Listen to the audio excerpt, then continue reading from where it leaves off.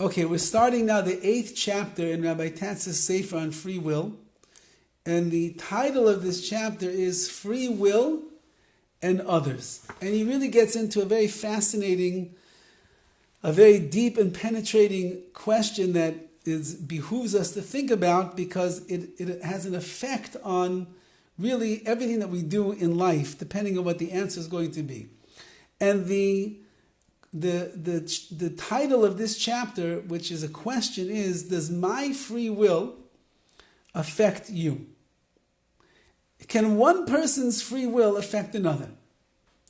Meaning, when I experience the results of my own choices, I did something, so I'm going to reap the rewards. If I did something positive, I'll have positive rewards. For example, a person, the doctor tells him that you're 25, 30 pounds overweight. It's not good for your blood pressure. It's not good for your cholesterol. It's not good for your heart rate, whatever it might be. So you need to watch what you eat. You need to start exercising more, and you need to get yourself into shape. So I'm not much of an exerciser. I'm not much of a very good eater. And now I have to make a choice. Do I care more about my longevity and my health, or do I care more about how the food tastes and taking it easy all day long? So if I make a good decision now at that point, and I decide that I'm going to begin exercising on a regular basis. I'm going to be particular with the food that I eat. It's going to be healthy. It's going to be low carb. There's not going to be sugar. There's not going to be candies and the like. And the results are that after 6 months, I lost 25 pounds and I'm fit and I'm in the best shape that I've ever been before. So my free will directly impacted my life. I made a decision that had very positive, obvious results on the life that I myself am leading. And so too, there's consequences that a person can receive for the decision that they made. They go to the doctor, and the doctor says, "I'm nervous about your cholesterol, about your stress level, and I'm nervous about your blood pressure. So I need you to go onto this diet, and I need you to take care of yourself so you're going to be healthier." And the guy doesn't listen to his doctor. He makes a choice over here. He has a choice to listen or not to listen. And he decides, you know what, I'm not interested. I'm happy the way that I am. And he continues eating and gorging and not exercising, doing all the things he does. He comes back 6 months later to the doctor. And the doctor says, "What happened to you?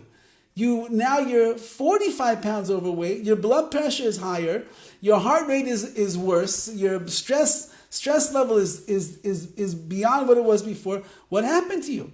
So the free will that I used in that case, the results are negative consequences. But at least when it's me making a decision, whether the decision is right or it's wrong, I can at least see that I will be deserving of what the consequences, either positive or negative, based on the choice that I made, are going to be.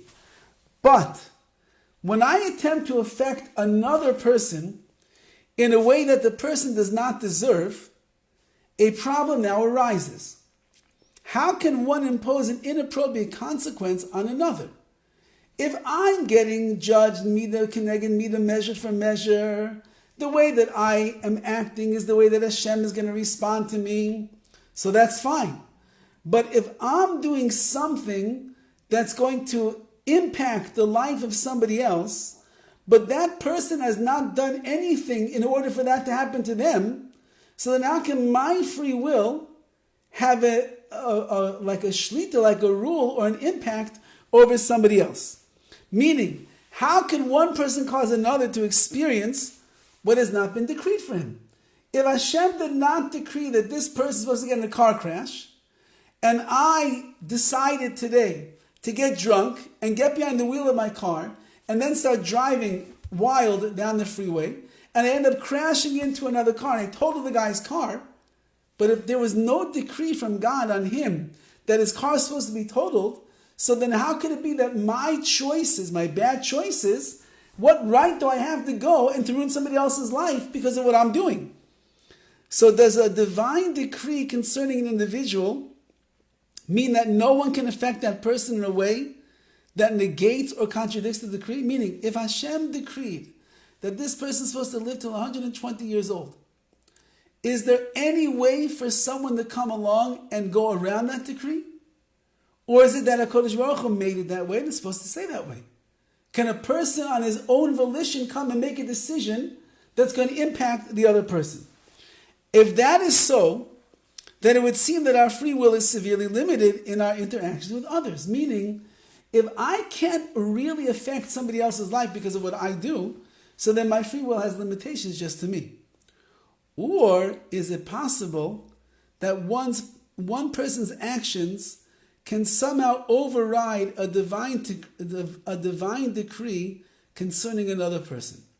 Let's say that there's a decree in Shemayim in the heavens that a person, in fact, is supposed to get a horrible sickness, God forbid, and that sickness is supposed to go pretty quick, and within days or months, the person has been decreed in the heavens that he's not supposed to be alive anymore.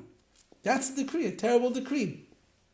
Well, let's say that all the Jewish people get together and they start davening for this person and begging Hashem that the person is able to live.